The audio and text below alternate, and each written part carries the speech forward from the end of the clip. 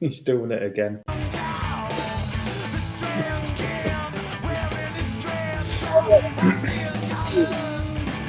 Of the Fantasy Front Office podcast. How you doing, boys? You good? I'm back. We're here. We're week 2. We're still going. Can't complain. When are you going to get some Pit Vipers, Blandy? No fucking chance. Oh? No. Hit I might wear baseball caps the wrong way and wear t-shirts over the top of jumpers and hoodies, but I'm not fucking wearing that. There's a line in the Blandy. We don't want to cross that. Oh, God.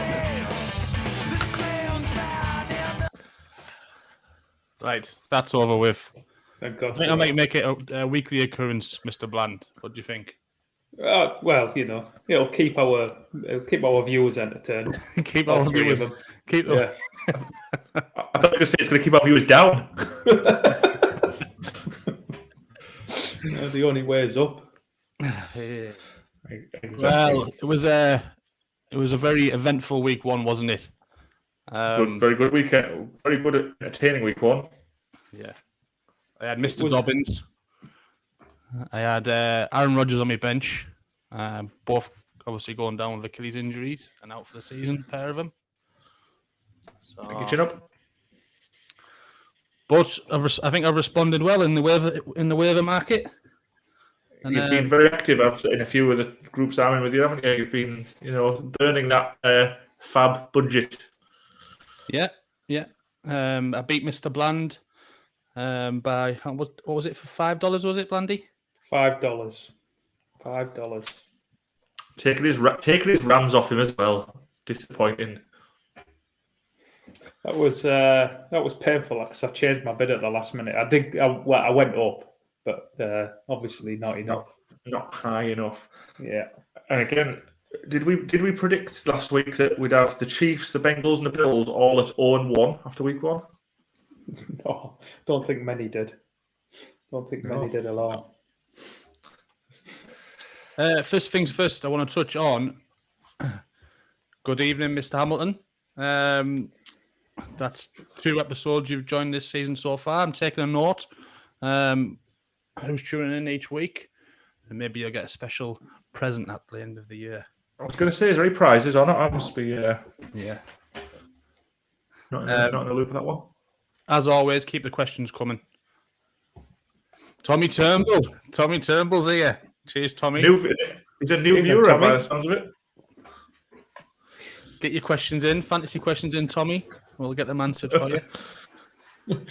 It's an intelligent game, this fantasy football, so you're probably just best off watching for a couple of years, mate, but we'll help you through.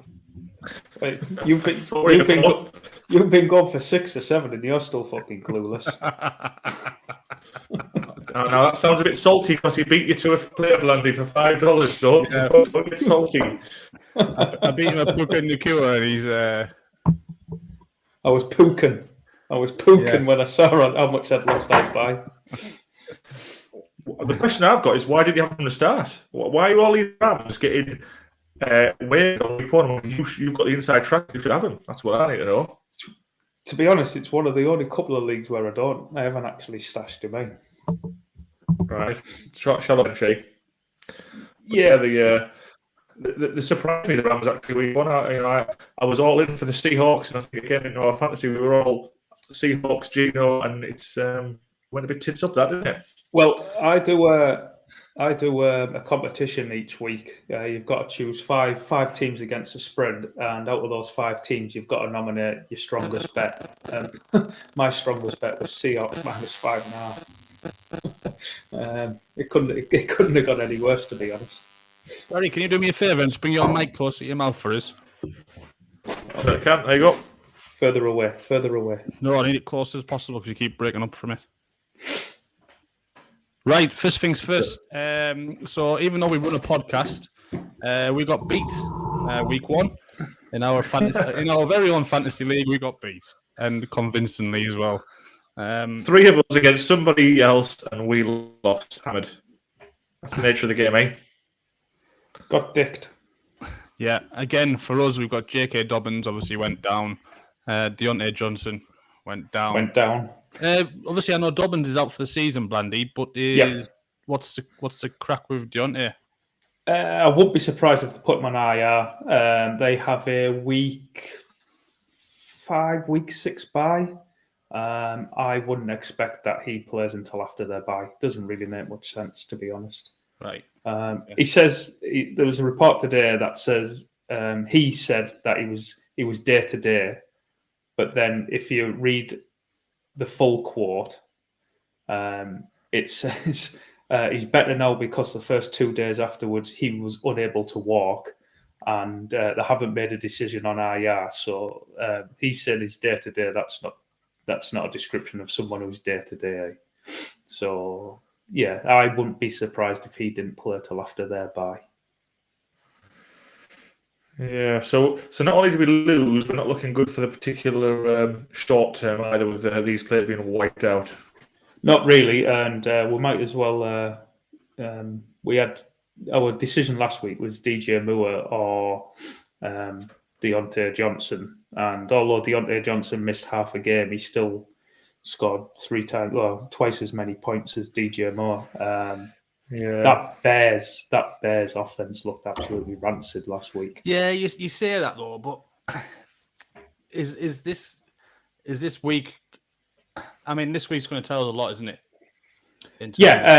Like week 1, week 2, for majority of these teams that don't play anyone in pre-season or a lot in pre-season, they're basically pre-season games, Because it's a tune-up, isn't it? Exactly. Yeah.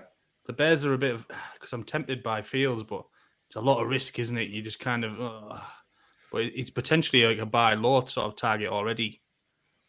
Yeah, it could be, but there was need to see, fantasy aside, from a real life football perspective, you need to see growth from him this year. And in that first game, there was no growth whatsoever. It was just the same as last year. Yeah. The Bears got hyped up a lot. Was it the first time they've been favourites against the Packers for a long, long time? And they certainly didn't deliver, did they? No. Looked pretty poor. I think the hype train bubbles burst, derailed week 1, and I think there's a little bit of a reality check. But like you said at the start, the Chiefs, the Bengals, and the Bills are all 0-1. I still fancy them all to make the playoffs. So week 1 can be a bit of a liar. Don't believe everything you see in week 1. Yeah. Let's wait till week 4, week 5 before we start really forming our opinions on trends. Yeah, it's generally how I play as well. I've still got a little bit of hope for DJ Moore, because in our team, obviously, with Dobbins going out, we targeted Williams, the running back from the Rams, in our waivers, didn't we? I think we were kind of happy with Elijah Moore's week 1. Yeah. I've been in our other league. Barry has him on his bench, and I've been and ahhing all day about actually putting in a trade offer for Barry for Elijah Moore. Don't bother. Yeah, unavailable. His usage last week was very encouraging, and in a game where they weren't pushed at all by the Bengals. Joe Burrow had 82 yards passing in the whole game, so they just weren't pushed whatsoever by the Bengals. But the way they used Moore was very encouraging. So in more competitive games, he'll score quite well for the Browns this year. Yeah, we've got a new. So as per every week, boys, if I get a question, I'll interrupt you at any moment, just in case someone drops off. So a real newbie question for Tommy Turnbull before he goes and picks his girlfriend up. What's IR mean? Who's going to explain IR? Are you going to answer that one, Ant? I've always thought it was called. It was injured reserve. It is. That's what it is. IR. I say that. Yeah. So basically, Tommy, they get put on IR and they have to miss 4 games. Yeah, it's minimum 4 games that they're not that they can't play for. So what they can do, NFL teams have 53 players registered per week. If they get placed on IR, they're taken off that 53-man roster for the week, and they can call up another player from the practice squad, or they can sign another player. Yeah. To, So in to the terms roster. of fantasy relevance, if your player's in your team and gets put on IR, you're going to be scratching about for the next 4 to 5 weeks trying to cover him. Yeah, depending on your form, you might have injury spots in your team, you might have shallow benches, you might have cut players on IR. Depends on your formats, depends what you want to do. Good players, you want to try and keep hold of if you can. If the sort of those flex players, it probably might be a bit more likely to cut and move on and roll the dice elsewhere. Yeah. No problem, Tommy. Please tune in every week and maybe you can take part in the league next year. Anyway, on we go. So, we picked up Williams. I think everyone, his first week was a shock to me. I don't think I'd ever heard of him before last week. he was injured all last year, wasn't he, Blandy? Did he get injured week 1 last year? Right. So the Rams last year, the Rams played opening night against the Bills after we won the Super Bowl, and leading up to the game, about an hour before the game, Adam Schefter on ESPN said that the Rams' plan was to heavily feature Kieran Williams on offense in that particular game. The first play of the game, Kieran Williams returned a punt and got a high ankle sprain, and that was literally his season was pretty much over from that point. Did come back later on in the year, but at that point the Rams were just an absolute train wreck, and he still suffered with the ankle injury even when he was able to play. So then coming into this year, the reports coming from Jordan Rodriguez in The Athletic, coming from camp, was that he'd had a really, really good camp and that him and Cam Akers would be as part of a committee. Akers got the first carry against the Seahawks, and then after that, he barely played until the fourth quarter, until the Rams were out of sight. And you don't have to be that good to beat out Cam Akers or Blandy as well. We had a little laugh about his stat line. He had all the troubles of getting cut back in and out of the team last year. I don't think we really fancy him there. So he wouldn't have to be that good to be the RB1. No, not at all. No. Barry, get that mic right over to your face for us, please, mate. There you go, mate. And generally, in fantasy football, you want to target these backfields, these ambiguous backfields where there's probably no clear-cut starter, and more often than not, it's the cheaper guy out of the two that turns out to be the better player over the long term of the season. So, it wasn't the greatest surprise, but it was still a surprise to me, even as a Rams fan, to see just how much he was involved. Certainly expected him to be involved, but to the point where he played four times as many snaps as what Akers did while the game was competitive was even a shock to me. Yeah. And I think again, whoever has won him on the waiver wire has got a quite a long term on now. He's very much usable in your RB2, RB3 flex sort of range, isn't he, Blandy? Yeah, definitely over the certainly the first part of this season. Yeah, how it plays out after that, we'll see as the season goes along. Because one thing we have seen with McVay is he's very quick just to drop an RB and leave him for dead if they're not doing what's asked of him. But he does seem to really like Kyren Williams. My one concern with him was he plays for the Rams, and just in terms of his the players around him, I guess, is that any concern to you too? Is in terms of, I don't know, tackles, blockers, whatever.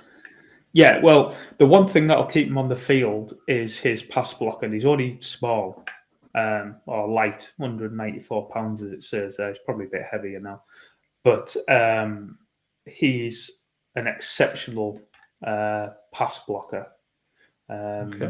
So that'll get him on the field, keep him on the field in those situations, and from there, your role can grow.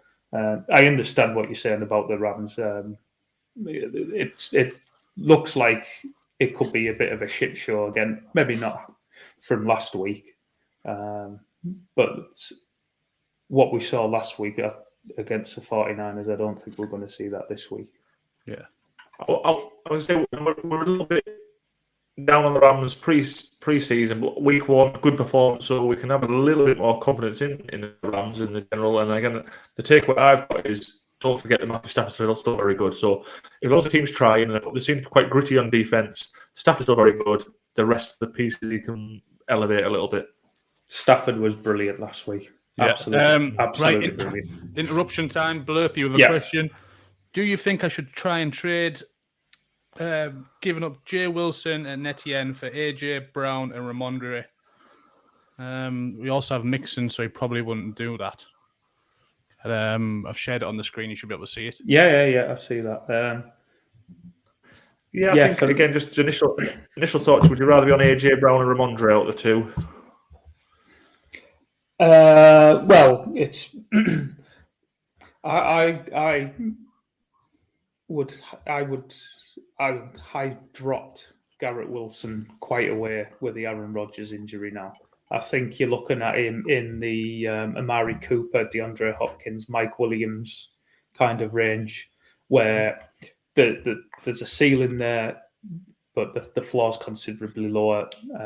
He's going to have inconsistent weeks from here on out. All your eggs are in Zach Wilson's basket, aren't they? Yeah, and it's not a basket I want to be in.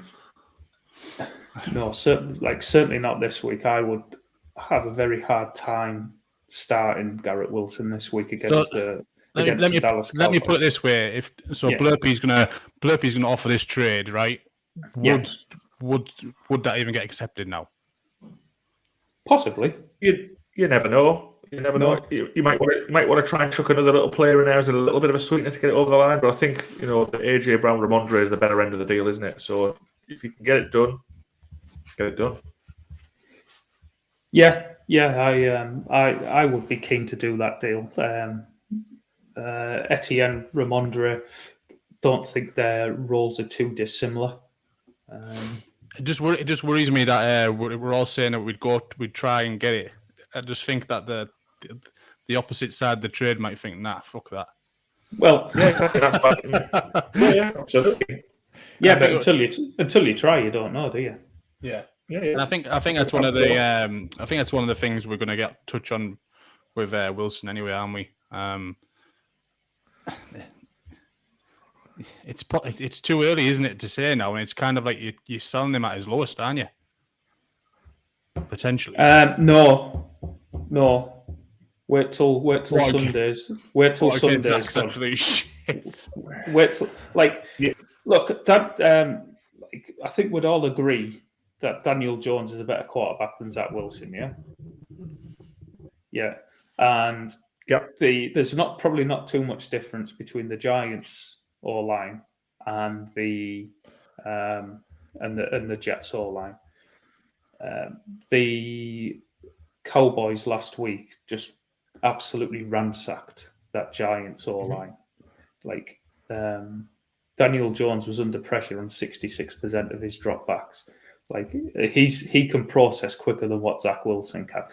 I wouldn't be surprised if Zach Wilson completed less than 10 passes this week against the Cowboys. I think that's a little bit of a low ball, but I wouldn't be overly surprised. But I think he'll do better than that. I think the Jets are setting Zach Wilson up to fail this week, so then they can say, well, we give him a chance. We now need to go out and we need to trade for Ryan Tannehill, or we need to bring in, we need to bring in someone like Carson Wentz, someone like that. So you think they've done the whole? Well, no, we're trusting him and all this, and he's going to be our number one. Throw him out to the wolves and then ditch him, kind of. I think so. He didn't look too good, did he? Let's be honest. I know he probably wasn't expecting to play and whatever else, but I think you can forgive him a little bit of unpreparedness, and the offense was tailored to Rodgers, who has a quite a unique style, doesn't he? So they've at least got a week to scheme for this game. I expect them to do lots of game plan for lots of short throws, maybe screens, a lot of sideways passing to get people in open space. Nothing down the field too dramatic. Get it out of his hands quick because I know the Cowboys are coming. So he might get to the 50 points, try and get heavy on the run game, try and play a really hard defense. And I don't think they're going to try to lose or expose him too much. I think they're going to protect him as much because I think they can still justify bringing another quarterback and try and be 2-0. Mm-hmm. So I think, but it's not helping Garrett Wilson that he's not going to be throwing the ball quite often down the sideline or deep. So it's going to be a heavy slog for Wilson. I think some of the comments in the chat were saying, "Can you give up on him week one?" You've probably still got to give him another couple of weeks just to see what Zach Wilson is going to do and how the call is going to go. But if you really are trigger happy and want to get off him now, this might be his high point on Garrett Wilson. Yeah, it's weak, isn't it now? Yeah, and can you pull up that last comment from Hammer there? Right, because I'm in a league, and this was literally my choice that I had as well. Was do I play Garrett Wilson or George Pickens? So I've got to start 5 wide receivers: Zay Flowers, Mike Evans, Brandon Ayuk, Jalen Waddle, and then it was Garrett Wilson or Pickens, and I've gone backwards and forwards, and I'm actually going to play Garrett Wilson in that situation. But really, but that was basically as the 5th wide receiver, even with Deontay Johnson out. Yeah, because I was unimpressed by the way that the Steelers used Pickens this week. Basically, it was exactly what they did last year. It was just run down the sideline, tiptoe along the line, and we'll throw you a ball and see if you can bring it down with a circus catch. There was no. And he did one though, didn't he? He did have one great catch this week. Yeah, it was a yard out of bounds, but like there's no scheming. There's no scheming. There's no there's no imaginative with it. There were scheming targets for Allen Robinson and Calvin Austin when he came in, and Pickens was just run down the line. Just the deep threat. And again, we're casting a lot of doubt on Garrett Wilson because of Zach Wilson, but we're not sure Pickens is any better, are we? No. Especially not after last week. I think we had. I've always been skeptical of Pickens' ability to earn targets, and last week he was out targeted by Calvin Austin and an absolute washed Allen Robinson. So that did nothing to allay my fears. No, again, let's reserve judgment for another few weeks. I think it's time for it. Yeah. They got well and truly beat up by the 49ers. Well, that's it. Every week. Yeah, let's see what the future brings. I tell you what about Pickens though. He can't catch a fucking ball, can he? The boys catch. Yeah. His tracking of the ball's brilliant. But yeah, like the 49ers, the Jets, and the Cowboys defense, they're kind of defenses I would kind of want to stay away from playing the majority of my players. Away, yeah, and if someone has a bad game against them, I'd put like a line through it, move on. Yeah, exactly. Actually, Paul, you might have just tuned in time, and I actually gave your defense a little bit of praise. Yeah. I think we've all said the 49ers mullered them, didn't they? They mullered the Steelers. Yeah. And actually, I had that game on, and the pre-match sort of build-up in Pittsburgh was absolutely, bouncing through the ceiling, and the 49ers just turned up player one and railroaded them. So I think that was a really impressive win. But I think from the Pittsburgh point of view, put a line through it. You don't play them every week. No, and again, let's see what Pickens and Pickett can do in the next 2 to 3 weeks. Yeah. So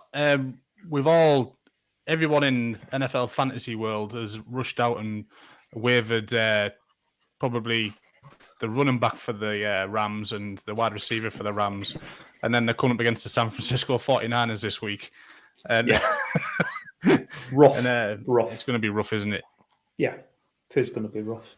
For as good as we were last week, it's going to be rough this week, that's for sure. Yeah, but also McVay seems to have the bunny on certain coaches, doesn't he? The Seahawks and Pete Carroll being one. Is he pretty good against the 49ers as well, or is that go the other way around? Does he always get beat by the 49ers? It's very much the other way around until it comes to the playoffs, Okay. and then McVay owns Shanahan in the playoffs. But in the regular season, it's the other way around. But again, there's always an element of, if you know what's coming, you're going to try and play a call around it. You know, McVay's a good schemer, and you've got Stafford, so he's capable of getting the ball out quick, firing it all over. So I would think the Rams will have a plan for the 49ers. I'm not saying they're going to, beat them or anything, but they'll have a plan which should keep your fantasy players relevant. Yeah, I imagine it'll be a lot of little short, intermediate passing to try and neutralize the pass rush. Yeah. In our league, we didn't, because we were happy with our wide receivers, we didn't go for Puka.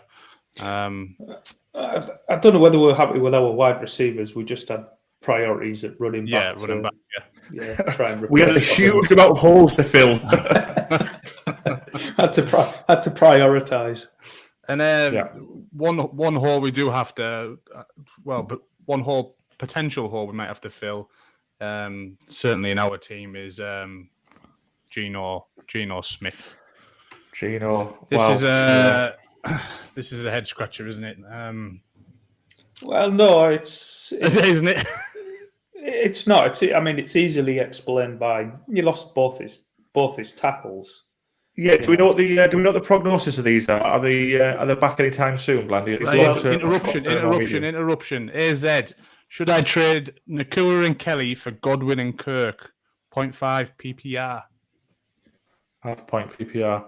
I've got, again, a little bit of the stuff on the Jags.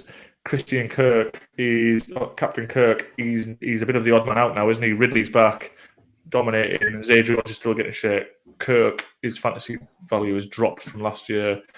I wouldn't be wanting a piece of him.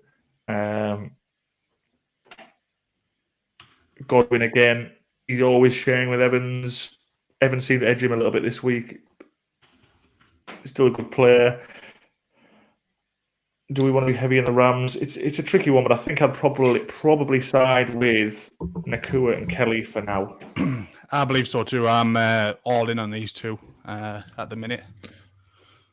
Well, I'd probably go the other way. So, but that's so that tells us it's a close. But it's a close call, then, isn't it? Yeah. I just think the obviously Cup being out. Well, it's going to be out for at least another few games, and with hamstrings as well. There's always a start. They come back, yeah. You've got to give him a good rest. I drafted him as well. I don't know why I did. Fucking nightmare. And then you've got an eye for an injury, haven't you? And then Kelly. I've been burnt by Kelly before, to be honest. But I don't know. Last week just seemed different. And maybe new play. Well, I think new play. I was going to say Blandy might pull this on the TV game. It was the game of the week, wasn't it? The Chargers and the Dolphins. And it was a ding dong battle, but they were making a big point on how they'd said in this preseason that they want to run the ball. The Chargers want to run the ball. They've got Eckler, who's obviously fantastic player, but he can't do it all himself. He's a slighter back. Kelly's your big, your 1-2 punch, pound him. And I think between the two of them, they got 200 plus yards. So they lived up to the talk of we're going to run the ball. And I think Kelly is definitely a usable lower end RB. So I think he's, lived up to what they say, and he performed pretty well. So I'm quite high on Kelly, and I'd forget a little bit of being burned in the past to say this is a new look offense, and let's go with him. Eckler's got a few niggles. Again, there's some reports coming up today that he may or may not play. I think he even posted a video himself, didn't he, on Twitter of saying fantasy owners should pick up Joshua Kelly, which was quite funny. So I think I'm pretty high on Kelly, at least for the next 2 to 6 weeks. Yeah, AS is saying as well there he's a cup owner. For me, if you're a cup owner and you've got the Nakua, I wouldn't. Yeah. Because there's no way I'd let him go. Like one or the other is going to be good for you, aren't they? Even when Cup comes back, if and when, he's just going to have like the Robert Woods role, isn't he? Surely he's going to be some weeks he's going to be still playable, isn't he? It's not like as soon as Cup comes back he's going to just be thrown out. No, Nakua lined up outside, played outside on over 70% of his snaps the other day, where Cooper Cup, so rarely, but Cooper Cup's in the slot over 60% of the time. Yeah.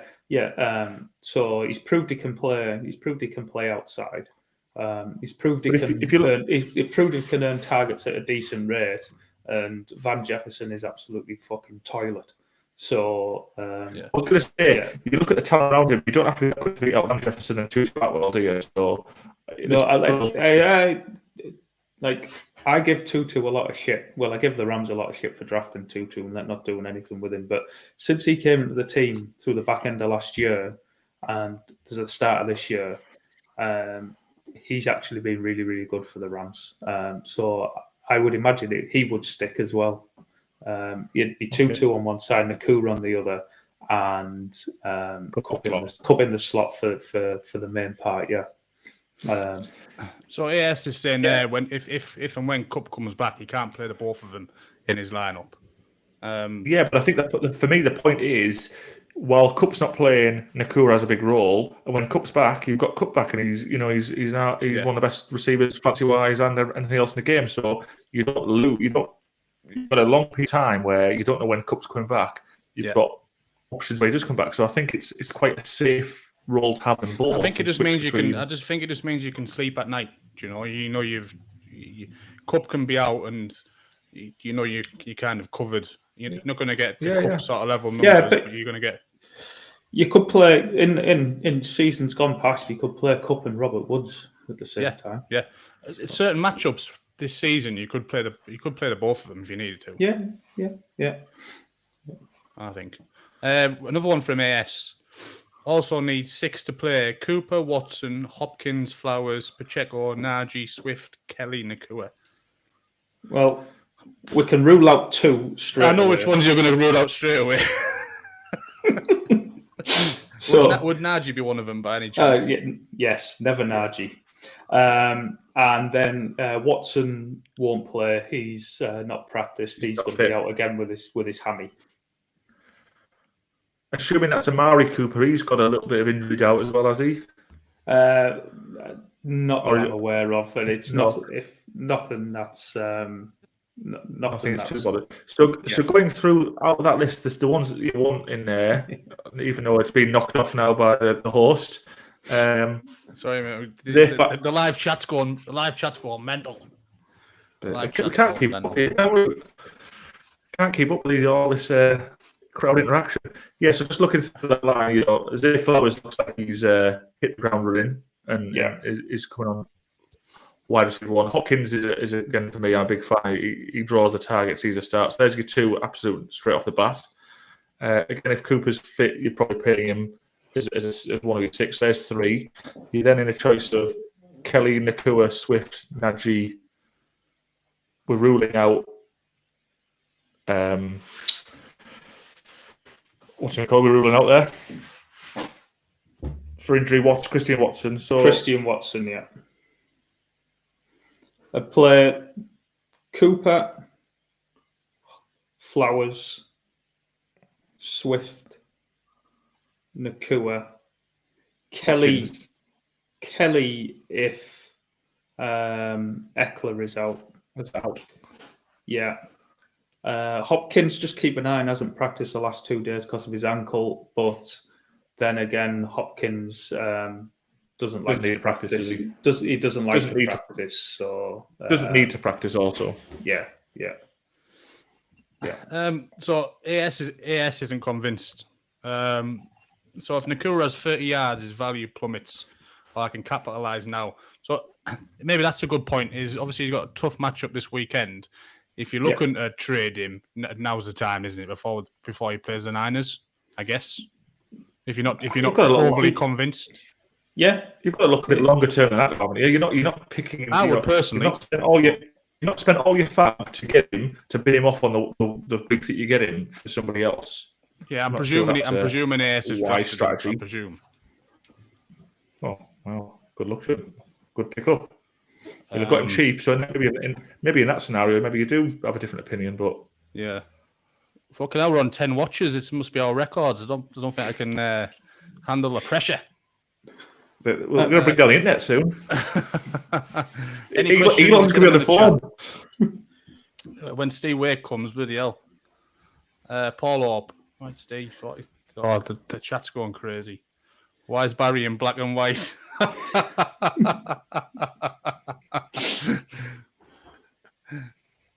His defense would be a tough test for the Rams. It certainly will be a tough test for the Rams, that's for sure. That's for sure. Any questions, keep them coming, and I'll interrupt the lads from waffling on. So, Geno Smith. Love an interruption.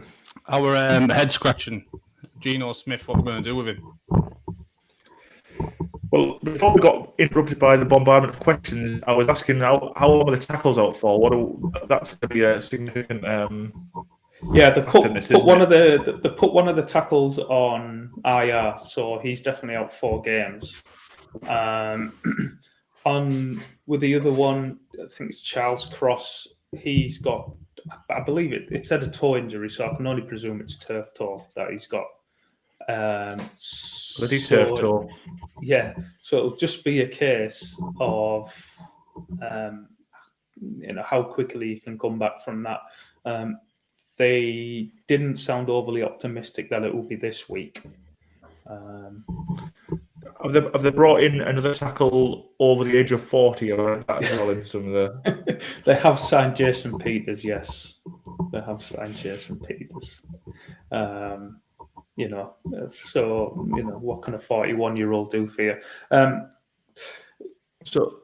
was having to watch it, aren't we? We have to watch and see. I don't think we can definitively say hype up Geno, hype up the Seahawks, and then give up after week 1 because they've got a few injuries. Let's see if they can navigate through this little injury spell and see if they can come out the other side. But it's certainly worrying.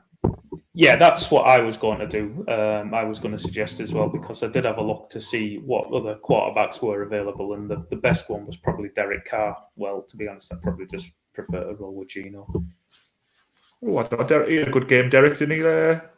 Yeah, I mean, he should have a good game against the Titans. The secondary is absolutely dreadful. What about if you had the option between Geno Smith and Russell Wilson, Blandy? Where are you going there? I would stick with Geno because Russell Wilson was the king of dink and dunk at the weekend. Do you want to use Premier Mike? Sorry, I can't even rattle in, but sorry, that's me. Gone down to 5 viewers. 5 viewers have gone down now because of your fucking rattling with your mic there. I'm sure it's not the rattling. I'm sure it's something else. It's the rattling on. Yeah, the rattling right. on. Question from Stephen Wake. Thanks for tuning in, Stephen. Much appreciated. Hi guys. Any news on whether Kenneth Gainwell is good to go tonight? I'm afraid Kenneth Gainwell might be out tonight. So Boston Scott is the man to load up on. Not Swifty. I have no idea. Put the 3 names in a hat. Pick one out. I think that's how they decide how they're going to their rotation. It'd be like Christmas Day if I wake up in the morning and watch them highlights and Boston Scott is a couple of touchdowns. Boston Scott's got a couple of touchdowns. Honestly, my season will be done. I'll be happy. This is the opportunity for Swift to step up and show his mettle, isn't it? And he doesn't do that very often, very well, does he? He's not a man to put himself on the line. So maybe Penny's the answer, or maybe it's just a mix of all 3. Yeah, I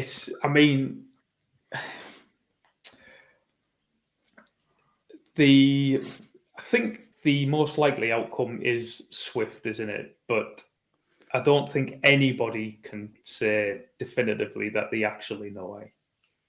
He doesn't stay in for many full sets out of Swift. He's very much an on-off the pitch type of guy, isn't he? He has been in the past. So before Gainwell's injury, I mean, Rashad Penny was literally saying, well, everyone was saying basically just drop him.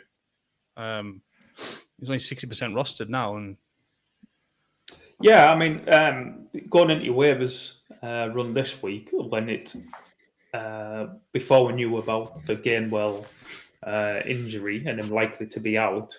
I mean, there was really no need to hold a running back that had been healthy scratch, was there? Especially if you got a shallow bench.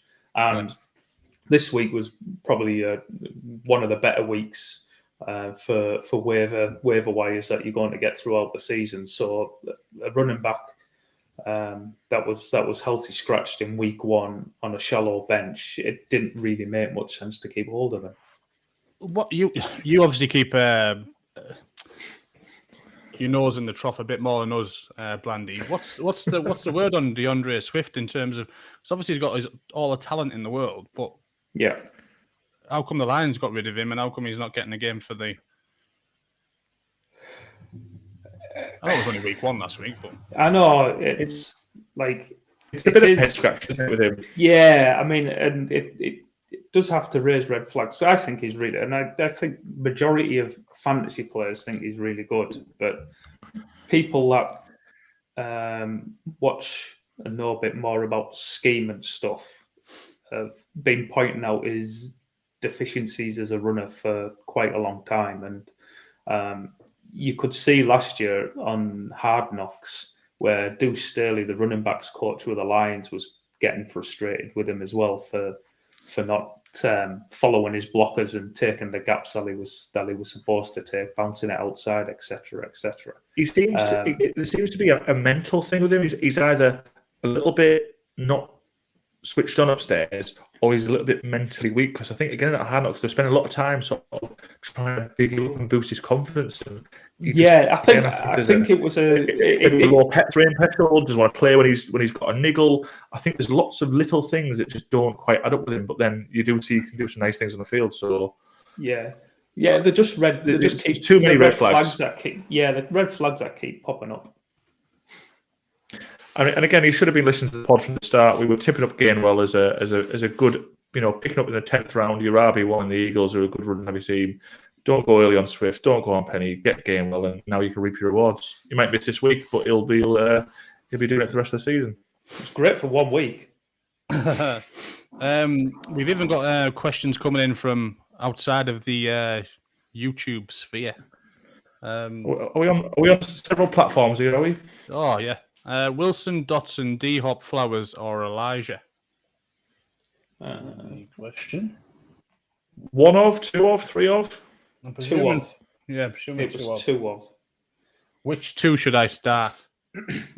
I landed with this on Hopkins and Flowers myself. But I would keep an eye on that Hopkins injury with his ankle. Right. I'm suspecting.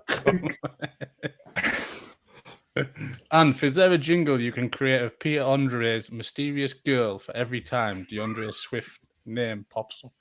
That sounds like a challenge for next week, Anthony. If there isn't a jingle for next week, we won't shut the pod down. I think. We've got to give the fans what they want. Rank them: Wilson, Dotson, D-Hop, Flowers, Elijah Moore. Oh.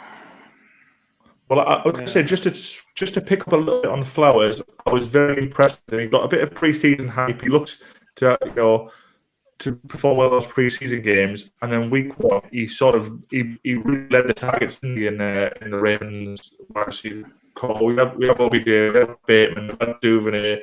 They've got like a host of sort of middle of the world receivers. He seemed to, for whatever reason, push himself above those guys. So I'm very big on Zay Flowers. I think he's one again. If you're able to negotiate a trade for him, I think he's still a bit undervalued. I think he could be one of these sort of mid-round players who finishes in the top 10 wide receivers for the season. Well, I would rank them Flowers, Hopkins, Wilson, Dotson, Elijah this week. this week or just in the rest of the season? This week. The question was to start 2 this week. That's I would go this week. Stephen Whale, surprised you didn't draft him if he's not mentally switched on upstairs. I think somebody was less mentally switched on beat me to him. Another question from off the screen. Let me put it in. I think I know the answer to this already. Well, I know one of them. Was this coming on a postcard? Did it? Yeah, smoke signals. This. Hill.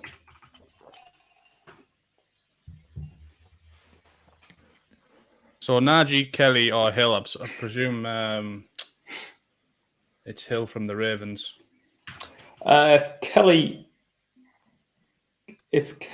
doesn't, if Austin Eckler doesn't play, then it's quite clearly Kelly for me. If Austin Eckler does play, then you'd have to be Najee, I think, but hide behind the couch. I wasn't even going to bring Najee up. I was going to say I was waiting for Blandy to give a reason not to play Najee. I think that Justice Hill, Gus Edwards ones, we still don't know the answer there, so we can't say with any certainty which of those two is going to lead out. And maybe they don't lead, maybe they just have a pure 50-50 hot What's the latest on Melvin Gordon? Is he getting? It doesn't matter, does it? It doesn't matter what the latest on Melvin Gordon is. He's not relevant. Yeah, I don't actually know whether they've promoted him from the practice squad yet. Right. He's on the practice squad. He's not on the 53. I haven't actually seen the transaction. He doesn't feel like a Ravens type of player, though, does he? He's not. He's obviously knocking on a bit long in the tooth. He's not the Melvin Gordon that did pretty well in the other teams. No. He didn't make the 53 roster for a reason. He got bounced out of other places for a reason. He's not relevant. It's going to be can one of Hill or Edwards, for whatever reason, take the lead either by performance or just impressing the coaching staff to get that lead back role. And I guess you can have a punt on it if you can get all the one on your waivers, or you've got one, you can have a bit of a punt on it. But I don't think we'll know till a couple of weeks down the line.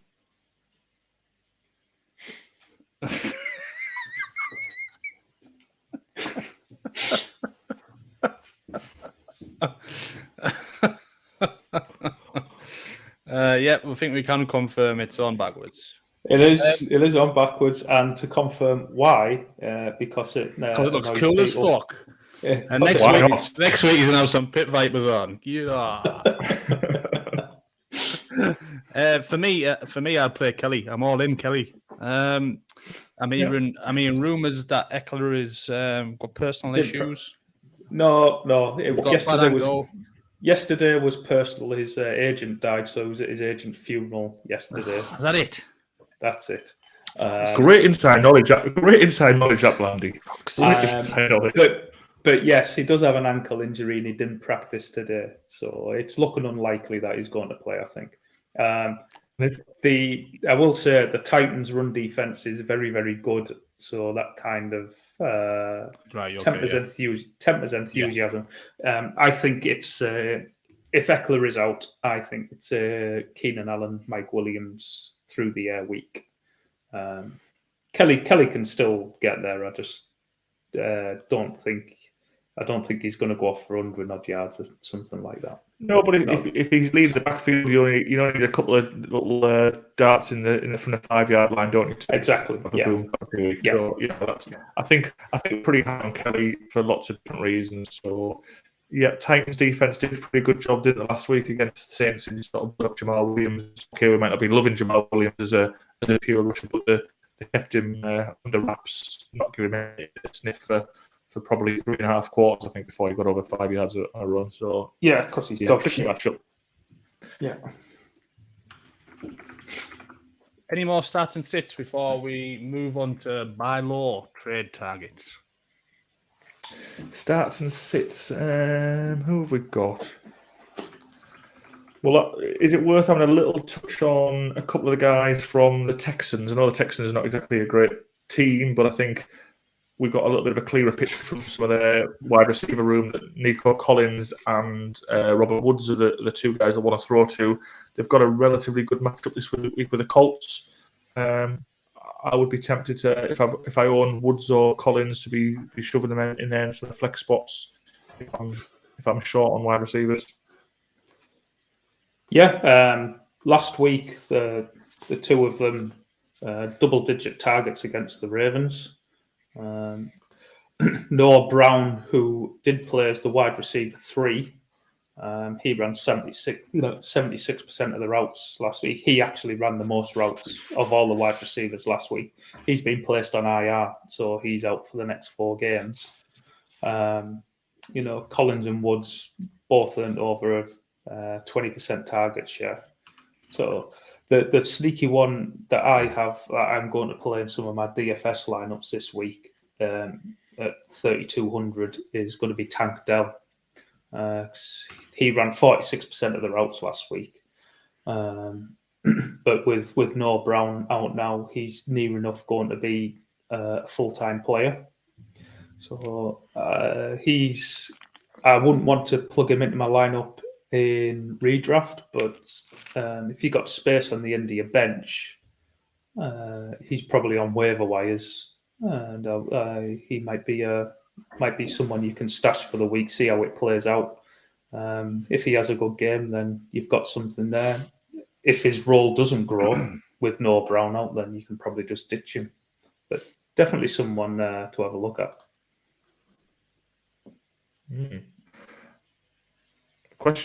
Interrupting question here, is it, Anth? I'm not sure if it's a question. I think Philly Mike OG, thanks for the comment. I think it's just maybe just a pat in the back. I don't know. Had to make a trade. QBs of Rodgers, Josh Dobbs, Jimmy G, Sam Howell. Got offered Kirk Cousins for Devontae Smith. Yes.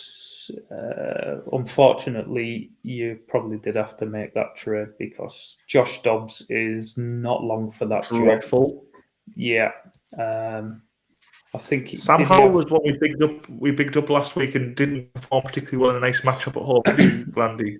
Well, we got the full Sam Howell effect last week. You saw everything. He had made use of his legs, ran in a touchdown, made some really good throws, ate some horrendous sacks, and had a fumble 6 go the wrong way. So that was the full Sam Howell experience on show there. Is that what you call a mixed bag? Yeah. There was definitely positives, and there was definitely a shitload of negatives, and there was not a lot in between. But he's a second-year player, but he hasn't started or played very much, so he's probably still on that learning curve. But I think in the NFL, he played a lot in college. Yeah, NFL, good in college. Yeah. But again, he's got to make that transition. As in, you've got repetitions we need to see from him to do that. So it just needs to process quicker. It needs the game to slow down a little bit for him. Just needs to process quicker, and he should be okay. He's got the tools. And while we're on the quarterback sort of section subject, we're maybe in redraft leagues where there's some half-decent quarterbacks on a bench. What about people like Baker Mayfield and Jordan Love? Because they've stood out in week 1, haven't they? And I think they're pretty usable if you've got somebody who's injured or you've drafted someone who's not looking particularly good. Those could be a couple of guys who you might want to lean back on, I think. And I'm not a Baker Mayfield fan, but he played pretty well last week at the Vikings. I don't know. He was 170 odd yards passing. Yeah, didn't he? Jordan Love. Yeah, I'd be willing to buy into Jordan Love. Baker, less so. I think less so.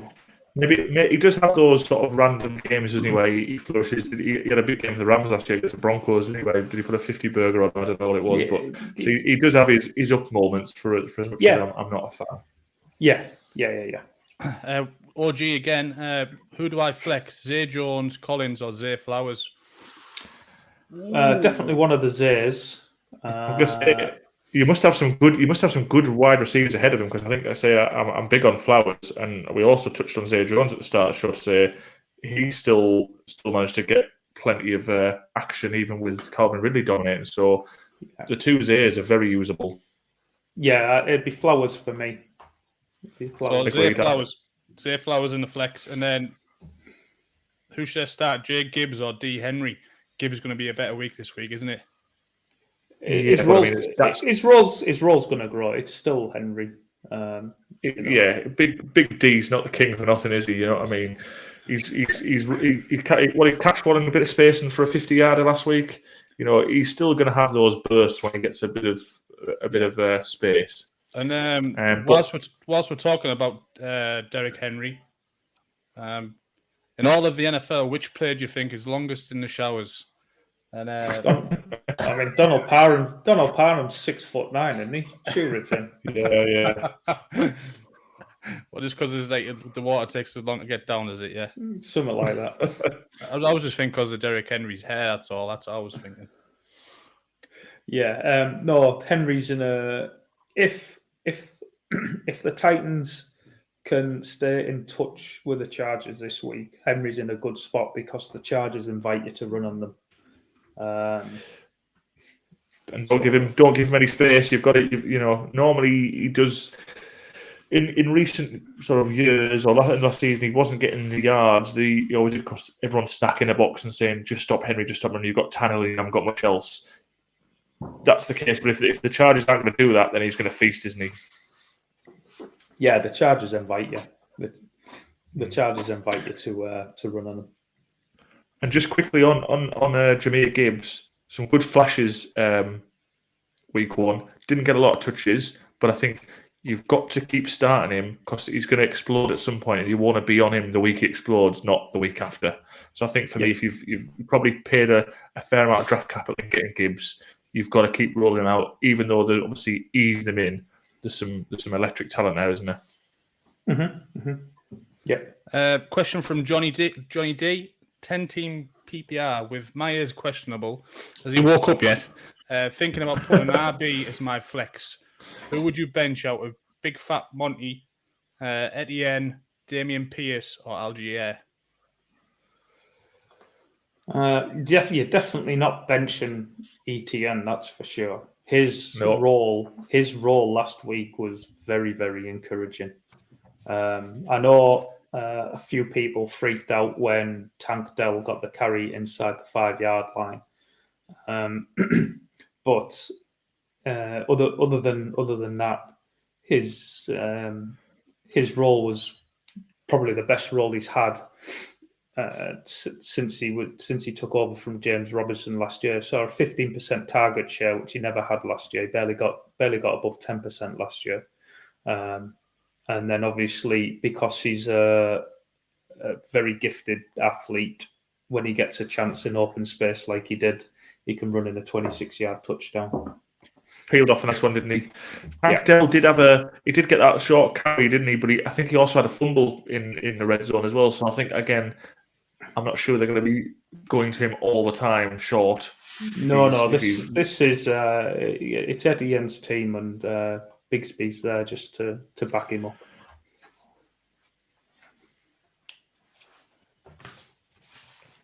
Better matchup for Pierce this weekend. Better tricky one last week, wasn't it? Yeah. It will be between him and Algier. Yeah. Who I would bench.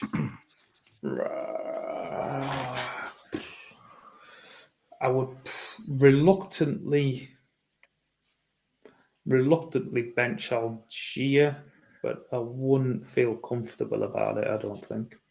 And Monty's a lock, is he, for you, Blandy?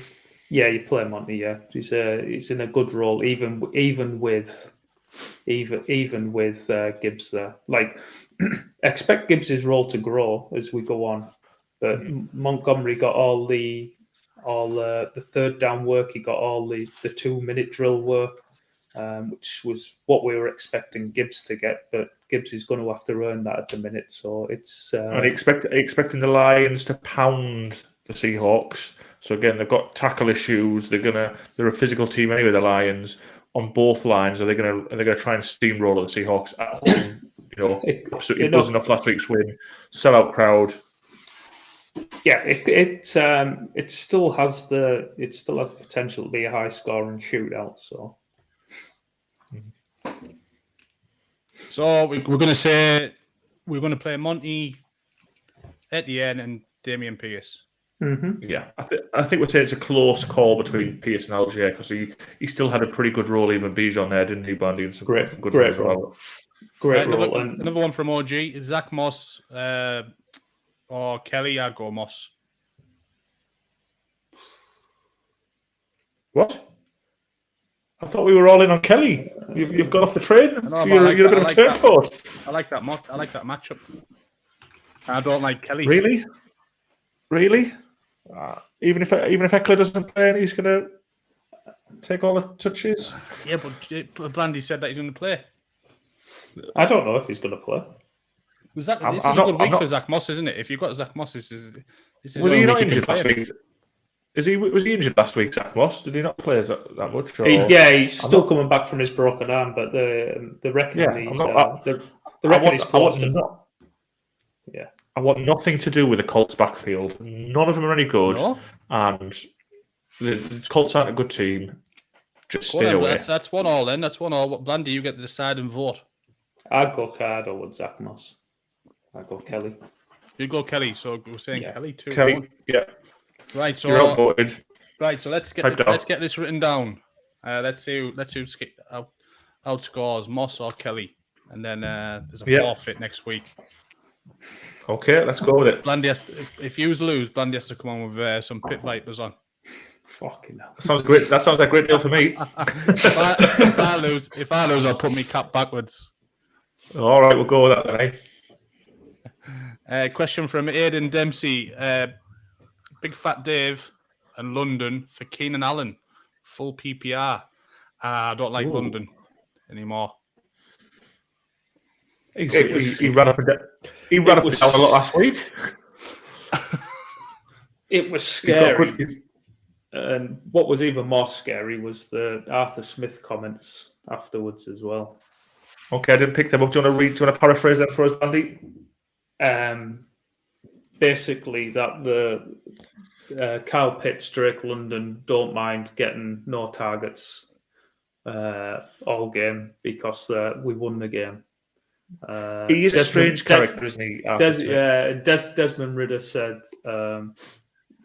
mistakes happen when you force the ball to someone where the ball's not supposed to go. When asked why Drake London only saw one target in the game, so that tells you that Drake London wasn't part of the game plan. Which, they've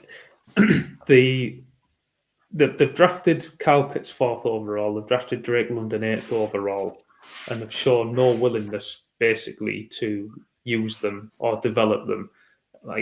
Even fantasy football aside, just from a football terms in real life, it's a gross mismanagement of draft capital. If you had no plans to use these guys to develop these guys, why draft them? Just go get some fucking couple of linemen or something. The question is, though, is it because the scheme is not to use them, or is it because Ridder's not good enough to throw the ball to them? Well, you don't know, do you? Because I think again, if you never ask him to throw, if you never ask him to, throw. Yeah, but I did see one of the throws he sort of made for Pitts, which is quite a long one, and Pitts sort of reached over someone to grab it. It wasn't a very good throw. Pitts made it a catch from his athleticism. Yeah. I think the question is, Ridder's really not good enough, and probably Arthur Smith knows that, and he says, I'm not putting my game plan in the hands of Ridder. I'm putting my game plan in the hands of Algier and Bijan Robinson because they're my match winners. Yeah. So, but then it's again, not good from a fantasy perspective. But then, how then do you expect to develop your quarterback? Well, he's probably going to get a new one at some point, isn't he? Well, how do you expect to develop your quarterback if you're not going to give him any reps? I'm not sure which side of the trade Aiden's on here, but if I was so if you're a Monty London owner, would you try and trade for Keenan Allen? I think I'd like Keenan Allen out the sort of equation. I think I'd rather be on the Keenan Allen side. Probably if Montgomery's only your RB3, possibly even your RB4 where he was going, depending how heavily you drafted RBs early, then yeah, I'd probably do it. And again, his stock's probably going down, Monty, as Gibbs progresses. He's still going to have a role because Gibbs is not going to be every down back, but Yeah. he's going to start becoming less of a share of the offense as Gibbs increases. So, and London again, big question marks. Let's if you can get him, let's get Keenan Allen. Yeah. Next question from Bronson. I kind of feel sorry for you. Geno, Brock Purdy, or Russell Wilson? That's an easy one. I'll let Barry answer, but it's an easy one. Well, I mean, I was all in on Geno, and I would still be on Geno if I had some confidence he could get some protection from his tackles. But I don't know where I'm at with that at the moment because I'm not close enough to that injury report. I think Brock Purdy. Yeah, Brock's the easy answer. Just a safer bet, you think? Yeah, 250 yards, 2 or 3 passing touchdowns. I think he's going to have like a solid floor, isn't he? But he's not going to give you like any mental weeks, is he? No, but I'm guessing the question is for this week and this week against the Rams. Brock, it's easily Brock. I don't think Russell Wilson's going to be any mental weeks either, is he? Unfortunately, not as a Broncos fan. No, Sean Payton's well and truly reeled him in. So for that one, we're going Brock Purdy. Yep. Another question from Bronson. Pick 2 for flex. MT, I don't know what he means by that. Michael Thomas. D-Hop, Addison, Sutton. D-Hop and Addison for me. Mm-hmm. I was a little bit... Addison had a touch. Go on, you go, Blackie. Go on. I was going to say Sutton for me would be a sell candidate if you can flog Sutton after last week. I'd be looking to flog Sutton. Again, his numbers were padded by a touchdown, weren't there? He didn't have a lot of a share. Like a bad team. They only had 4 wide receivers. Marvin Mims, the second round rookie, only had I think it was one target for 7 yards or something. Very interested. And there was no Jerry Jeudy, and Cortland Sutton, even with all those things in his favour, could only command a 17% target share. So he got bailed out by the touchdown last week. So I think if you could sell him off the back of that, I would be looking to move him. Yeah, was that 5 targets, 4 receptions? That's not great numbers in them circumstances, is it? When you're probably the clear wide receiver 1 on the team, you're only getting them numbers. Yeah, I think Addison one again is interesting. You know, I've got a few pieces of him in different leagues. A nice touchdown, but he still is in a little bit of a battle for the wide receiver 2 with Osborne, isn't he? I think they kind of split that this week. Obviously, Jefferson commands everything. The wide receiver 2 is still valuable because Kirk Cousins does it a lot, but he's in a split wide receiver 2, and it'd be interesting to see if one can edge out the other as a clear wide receiver 2. Yeah, Addison in his debut there ran 66% of the routes, 40% target share, had 50% of the end zone targets last week. Also had 45% share of the 3rd and 4th down targets. So although he only ran 2/3 of the routes when he was on the field, they targeted him in high leverage situations. So that's really good for his outlook going forward. He looked pretty good just on the bare face of it. Did he catch every target and things like that? So yeah, he looked pretty good. Lots of positives there. Just he's not quite a clear wide receiver 2 yet on the team. No, but he's trending in. For one game, he's trending in the right direction. Good start for a rookie. Yeah. Question from Demo. I haven't read this one yet. Give me a second. I've got Josh Allen, CMC, James Conner, DK, Olave, Pitts, Debo, Pittman, Zay Flowers, Drake London, Monty, Pierce, and Trevor Lawrence. What moves or adjustments would you make? Is this one QB or super flex? Can you let us know? So 1 QB or super flex. But I would say on the face of that, that's a pretty good team, isn't it? I think we've had that little section. I don't know if he was listening before, Demo, about Drake London, and he might be one to look to maybe move on, trade, whatever you can get for him. But I think I'm liking the look of plenty of the other stuff you've got. Josh Allen and Trevor Lawrence both.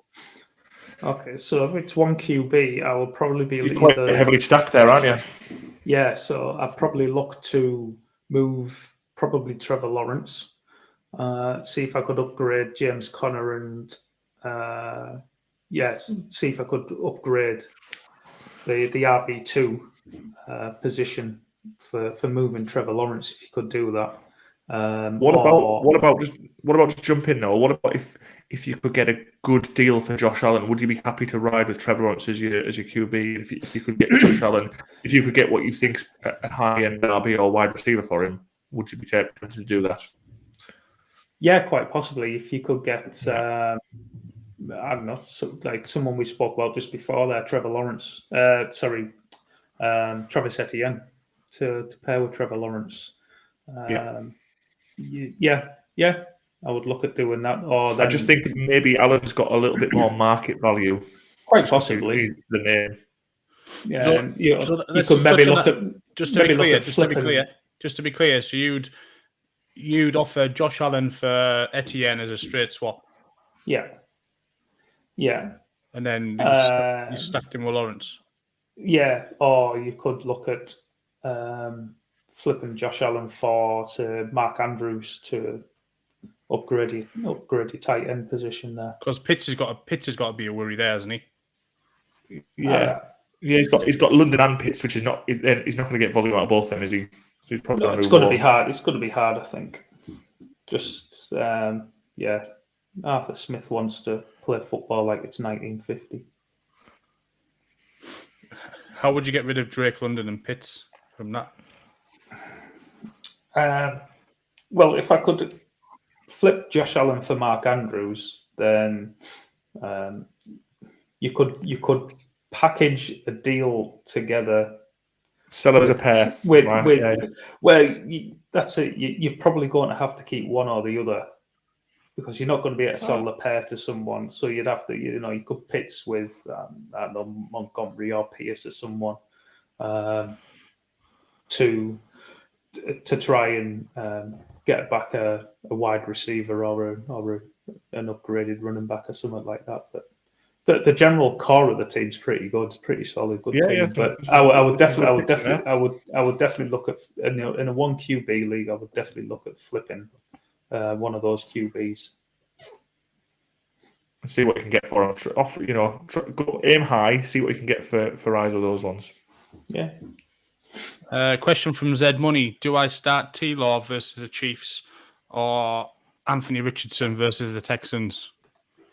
I think that's an easy one for me, Ants. What do you think? Richardson. Really?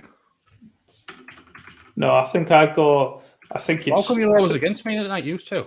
I think you'd sleep better at night if you started Trevor Lawrence and Anthony Richardson. Yeah, but I like a little bit of a gamble. Absolutely.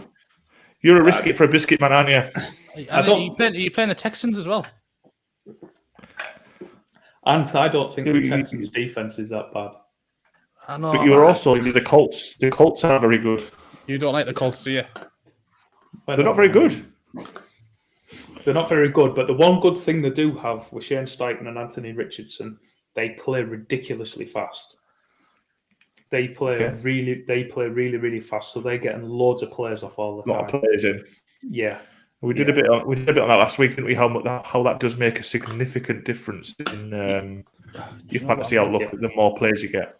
Yeah, I'm just going to write this down in our group chat. So this is Zach Moss. I picked to outscore. Yeah. I picked Zach Moss to outscore who? Josh Kelly. Kelly, yeah, you picked Kelly, didn't you? Yeah. And then I'm picking Richardson this week. We're taking Trevor. You're picking Trevor Lawrence. Yeah. What's your reason? What's your reason for Lawrence? Just a safer bet. Just a very, very good football player. Yeah, he's got a good amount of options now, hasn't he, in the passing game? Etienne passing at the back, 2 good wide receivers. There's lots to like about Trevor Lawrence. Yeah, and that I imagine, I haven't looked, but I would imagine the Chiefs Jaguars game is going to have the highest over/under of the week. Zed Money, they just held Lamar to 6 points. I'm leaning Trevor Lawrence, so he's leaning with you. And also, Ant, 1 point for you. I can't believe you haven't referenced the hair. Look at the hair on the man. Beautiful. It's like what would you give for hair like that? And no concerns is against the Chiefs? No, because it should be a high-scoring game. Okay. Yeah. A bit up and down the pitch, yeah. Can we keep up with each other? Zed Money, if I was you, I'd listen to them two over me. But I don't know, I've got a feeling Anthony Richardson. I think I'm gonna. I thought when you reached the put it this way, I thought you were taking more notes. I don't think either bad choices. So yeah, I mean, he did leave the game a little bit, didn't he? With a big hit. It was just a winded, was it? No, bruised knee. Question from the Joker. Just a bruised knee. We've had a few jokers around here tonight. I was going to say, yeah, we know a few of them. Full PPR, pick 2. Mattison, Ayuk, Algier, Mostert, Herbert. Barry? Okay, I mean, Ayuk's the one that's standing out there, isn't he? He's the only wide receiver on the board, but he went off last week, and he's a very good player. Of the other one, Mostert again seems to have the backfield sewn up because he's the only one fit. Mattison again did relatively well for the Vikings. He got a touchdown. His numbers weren't amazing, but not terrible. Khalil Herbert hardly got into the game, whether it was because the opposition, whether it's because the Bears' offense is not very good. I'd be staying away from Herbert. So I think I'm Ayuk, and then Algier or Mostert and Mattison. They're all of a similar ilk. I'm probably going to go. The matchup's not favouring me for Mattison against the Eagles. I think they're going to have a tough time there with that pass rush, and Cousins doesn't get a lot of protection. I'm going to go for a bit of a punt on Mostert. But I would agree. Algier's close. I'd agree. Algier's close behind Mostert. Yeah. Ayuk is the easiest one. Ayuk's just no-brainer, isn't it? Yeah. And that's who's this running back that's eating into Herbert's work? That's the Bears.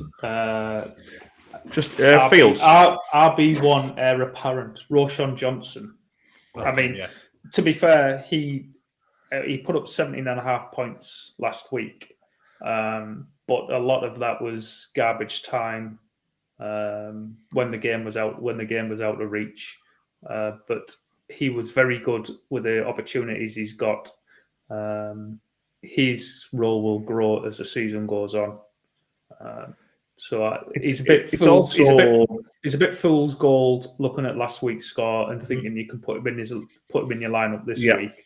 But it definitely gave you promise for weeks ahead where his role will grow and his snap count will grow. Just to be clear, the Joker, we've gone for Ayuk and Mostert on that one. Yes. Yeah. Go on, Baz. Sorry, what were you going to say? Just quickly, we're saying the Bears backfield and offense is generally a bit of a mess, isn't it? So, Fields like to run it. A lot of design runs for Fields. Herbert didn't get a lot of touches. I don't think there's lots of good touches to go around there anyway. So, again, it's a little bit of a steer clear. Hiya, Eric. Thanks for the question. I got the following starters: Fields, CMC, Jacobs, Metcalf, Gabe, Hock, Monty, Colts D, McManus, bench, Lazard, Algier, Kirk, Thomas, Jones, and Nakao. Advice on wide receiver 2. I don't mind Gabe Davis as a start this week because I think he's got a good matchup against the Raiders, and I think the Bills have got a bit of they've got to show a bit after sort of an absolute collapse and a calamity performance against the Jets last week. So I don't mind Gabe Davis as a wide receiver 2. I do like Zay Jones. Again, we've touched on him. I think there's still a role there for him behind Ridley, and we're saying also the Chiefs Jaguars' potential shootout game. So he's got to be in your thinking. I think we put a line through Christian Kirk, put a line through Lazard. I think we kind of quite like Puka Nako. Yeah. So it's kind of a little bit of a decision between them. Yeah, the choice for me would be between Gabe Davis and Zay Jones, I think. Christian Kirk's usage last week was pretty scary. Yeah, we said earlier in the show, didn't we? He'll be dropped soon. He'll be waivers soon, Kirk. I don't know. He's still going to have games. I just think they're going to be hard to predict. Literally, when the Jaguars went to 2 tight end sets, Kirk came off the field. He didn't play hardly any in 2 wide receiver sets. So his floor is a bit scary at the moment. So I won't be confident plugging him in. So it will be between Zay Jones and Gabe Davis this week for me. Lazard, you mentioned in another comment. I wouldn't pick him up I wouldn't pick Melvin Gordon up, and Melvin Gordon is of no interest to me. We've done Melvin Gordon. Not relevant. But if I don't think Lazard should have been rostered in the first place anyway. I don't think he was worthy of a roster spot. Even when Aaron Rodgers was there. So without Aaron Rodgers, he definitely should be dropped. So if you can pick somebody up on waivers who has a bit more upside, I'd definitely look at that. Any comments on Michael Thomas after week 1, Blandy, or Ant? Anything to say about him? He's back and he's on the pitch and he's fit, so that's a little bit of a tick. Yes, I think that's all we can say about him, really. I didn't even know he was back. Yeah. I thought he'd retired. Listen to your own podcast. Listen to your own podcast, mate. I thought he just wrapped in. How long before he gets injured? Yeah, probably a couple of weeks. That's the thing. He played the most of all the Saints players of the weekend.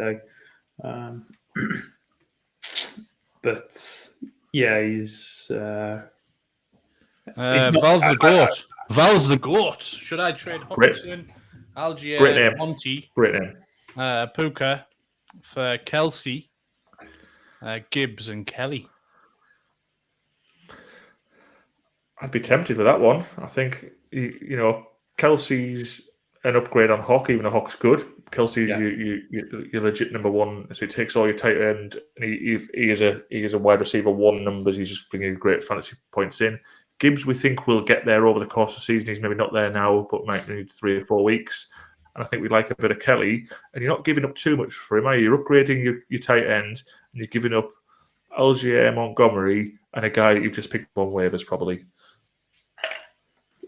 Yeah, I'd probably do that trade purely because the ceiling for Kelsey to last year, Kelsey had 100 points more than the next tight end. So Kelsey's ceiling is so much greater than anybody else's at his position. And we saw last week how much the Chiefs and Mahomes missed him. There's nobody coming to take any of his food off his plate, is there? No. He's back. I think Eric's just put a quick comment there saying Kelsey's out. He was close to playing last week, and I think they just held him for a week. So I wouldn't have too many lingering concerns about Kelsey's back week. Kelsey's back at practice. Yeah. So fire him up.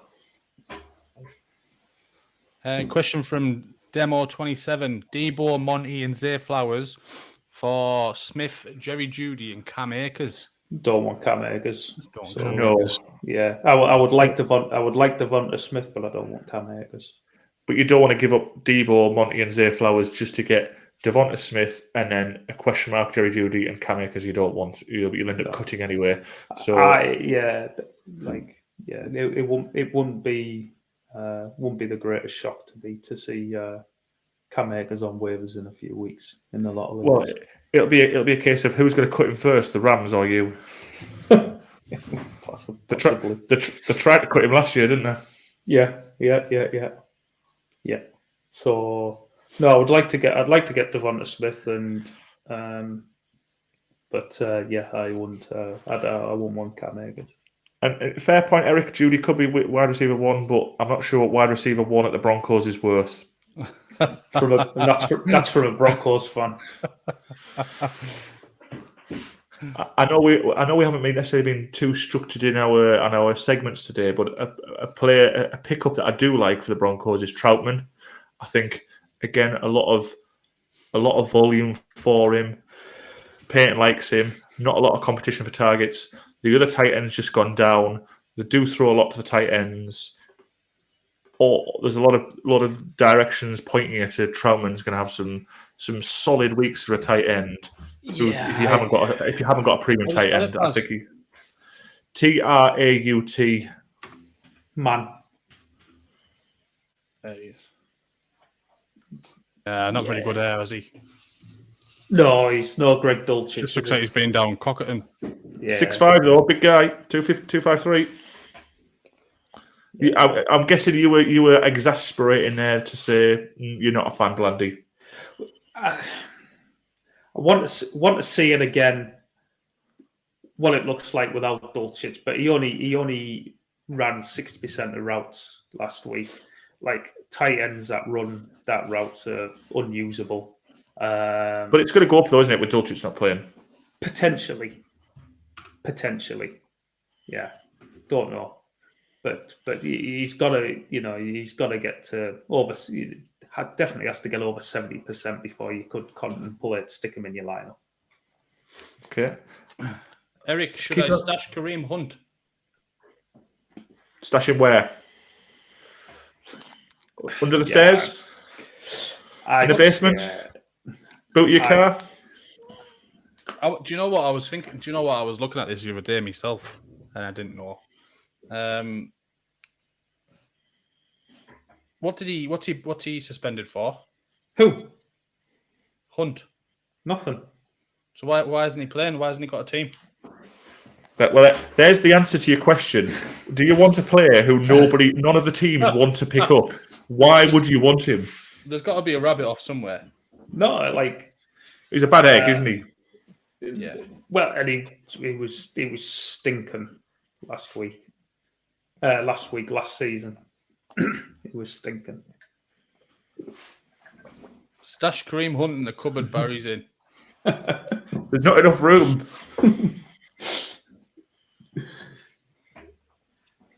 Hi guys, loving the show. Thanks for that, Steve. Well, you did only say you didn't say everybody else. You just mentioned me, so it's probably more my fan club than yours. Just putting out there. Barry's one's for you: Nico Collins, Zach Moss, or Hollywood Brown.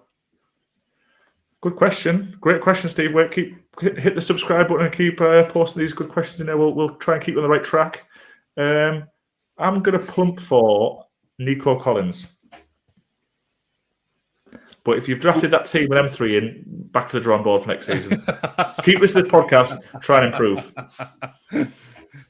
Demo, is Jerry Jeudy or Kirk better? Jerry Jeudy.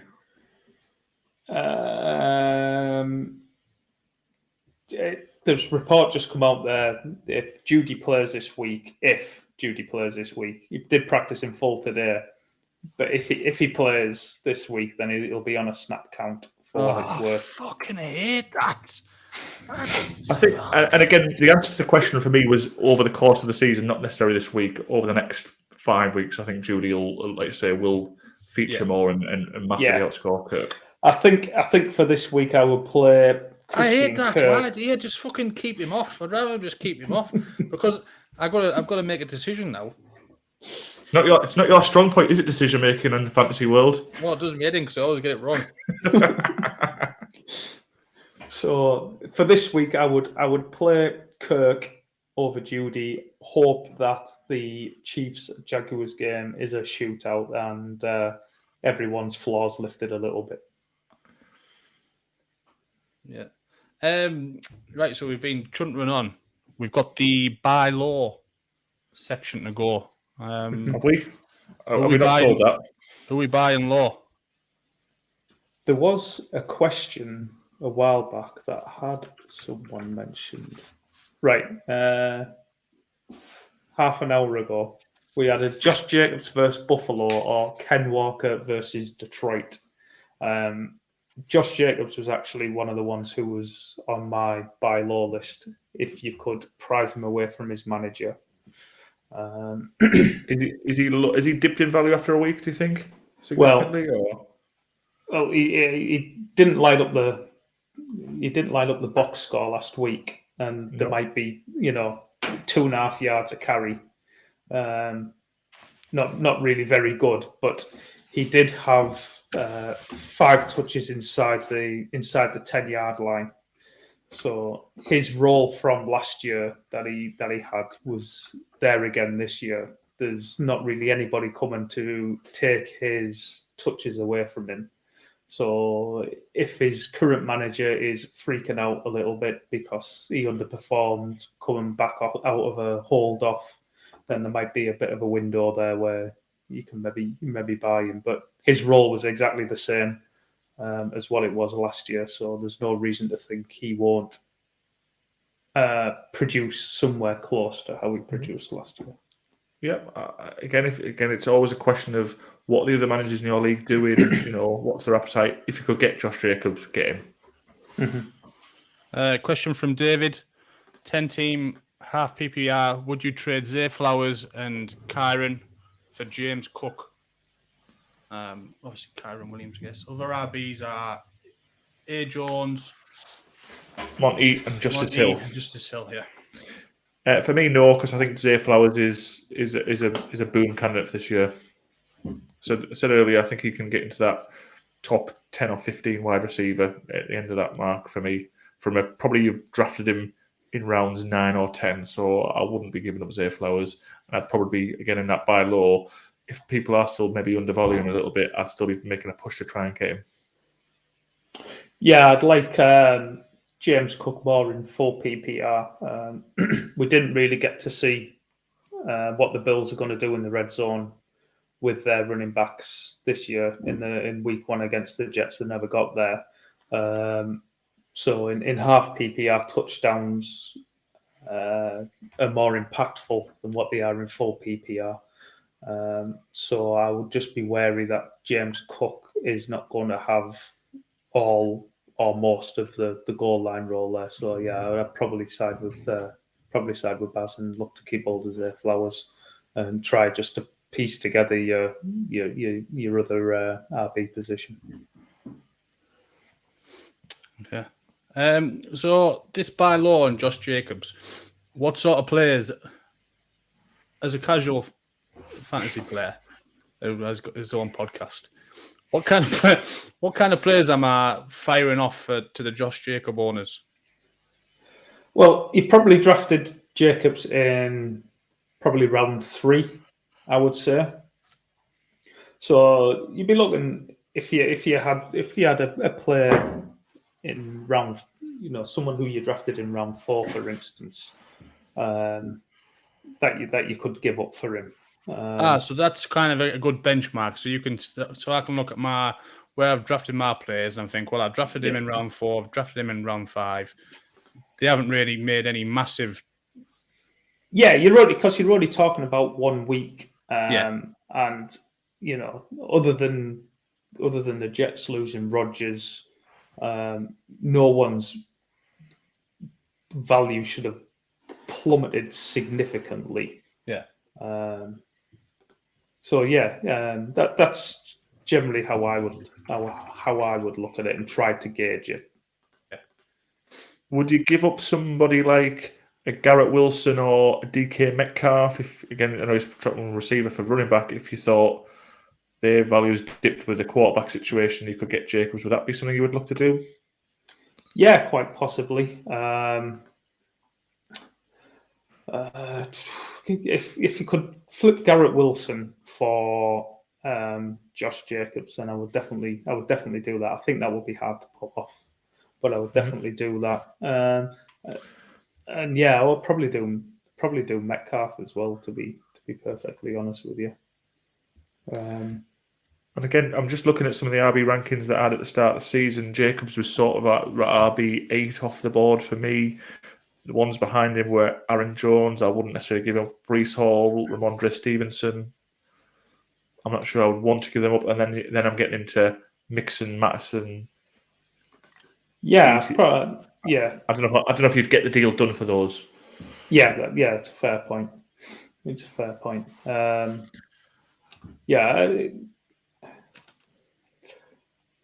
I'd probably, if I could get rid of Joe, I'm not a big Joe Mixon fan, so if I could get rid of Joe Mixon for Josh Jacobs, I think that'd be a good deal if you could pull that one off. Yeah. And But yeah, I wouldn't be if I was the Josh Jacobs owner though. I wouldn't be you wouldn't get rid of him. by his week 1 performance. No. What again? Week one can be a liar. Unless you've got really bad news from your quarterback situation or your tackle situation, the Seahawks scenario. You don't need to jump ship on these players just yet. Yeah. And Dotson. Yeah, Dotson's role week 1 was really, really strong. Was full-time player, 95% routes, 25% target share, healthy air dot, 10 yards, had 33% of the team's air yards as well. I know Barry disagrees with me, but it'd be no shock at all to me if Dotson outperforms McLaurin in fantasy this year. I think he's a really, really good player. And his role and usage was strong in week 1. It didn't work out for him week 1, but he'd be someone I would be looking to acquire if I could going forward. I think I disagree with you just because somebody has to, and just to sort of keep that debate going. I think it is relatively close, and Dotson is a good player. Obviously, I'll say in counter of that, his stat line's padded because McLaurin wasn't fully ready to go. He was on the pitch. So let's see. But again, if you're looking at where they were drafted, what the worth is, he hasn't had a boom. The stats are quite good, but it hasn't related to fantasy points. So yes, there is potential to get him a bit low before he does take that jump up. So I don't mind. I think he's a good buy low, and I think even if it's a close race and you have two, a 1A and a 1B, and he finishes just slightly 1B, you still going to get some good value out of him, aren't you, for where he's drafted. I think so. I think I know we touched on him a little bit at the start, but I think Elijah Moore is one of mine as well as a buy low. Again, he was in that similar sort of, quite a low wide receiver range, and I think he's got every chance to step up to that next sort of level group. And if he has a good year, he'll be going a lot higher next year's fantasy drafts. Yeah, I agree. Good stuff. We'll run to the 1 hour 40 mark. It's absolutely flown, hasn't it? Yeah, I'm ready for bed. So I think we'll call it a day. No more questions. We've gone. What about a little quick? Who's going to win tonight? Then let's have a couple of minutes just to finish on tonight's game. Tonight's match. How are you seeing it, Ant? On YouTube in the morning. Yeah, I don't know what I'm going to do. I might. Do you know what? I don't know if I get too excited. I always think, right, I'm going to watch the game past the 40-minute thing. But I always get too excited and just watch it on the YouTube extended highlights. But I might just wait off and just watch the 40-minute. I've got no players, you see. The game in 40 is good. I'd really recommend it. Do you just want to jump on a quick question there from Demo? We can quickly answer that one. Just keep him happy. Since he's going to subscribe to us, we might as well keep him happy. Yeah.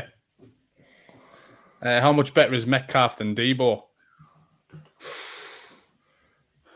Quite similar, I think. I wouldn't say that. I'm a big Debo fan myself.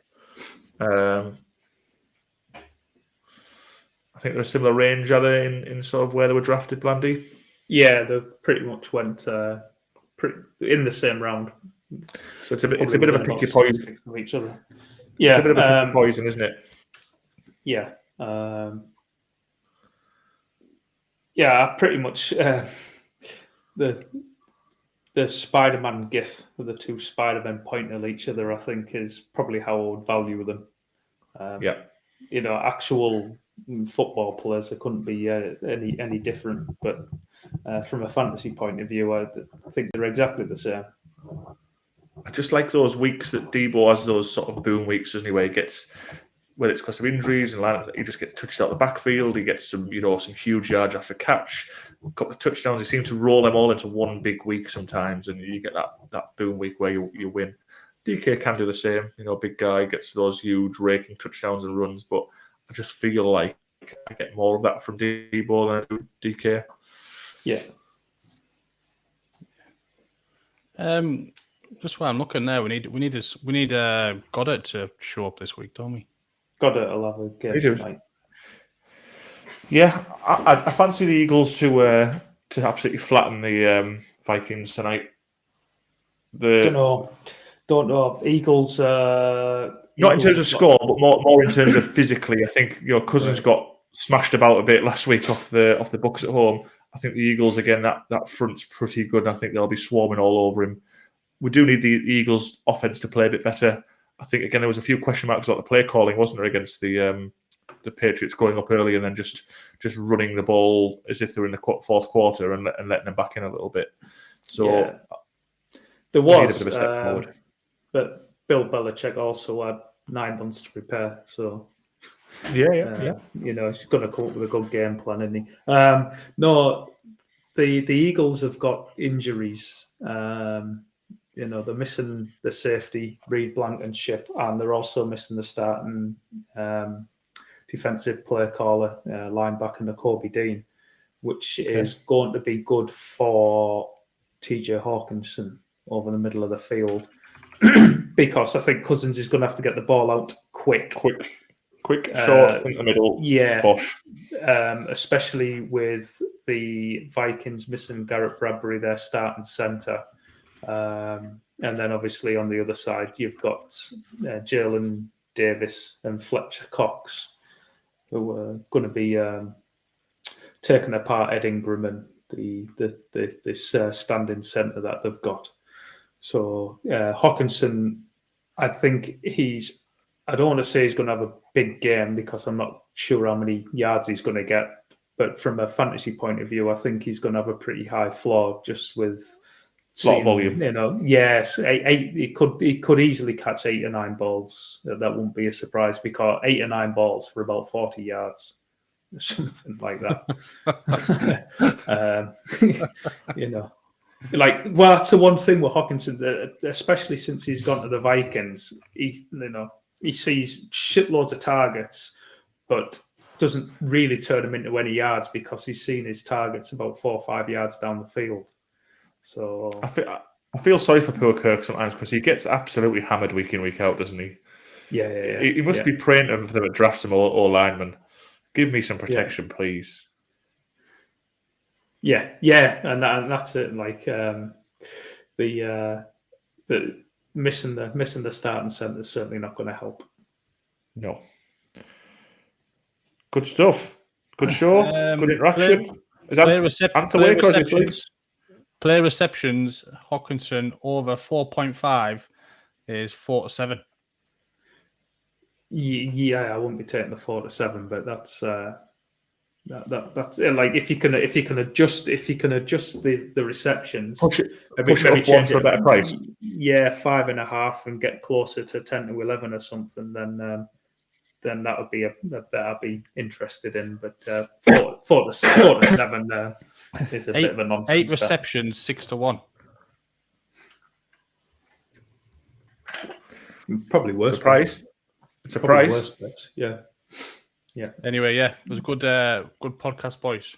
Enjoyed it. I'll also go Alexander Mattison under 50 yards as well, rushing. Okay. On that note, and with those fucking gigs on, I'm going. Let's quickly Scarpa and join in next week to see who won the bets, eh? Yeah, thank you for all the questions. Tune in next week. Like, share, subscribe. Whoa, Kelly.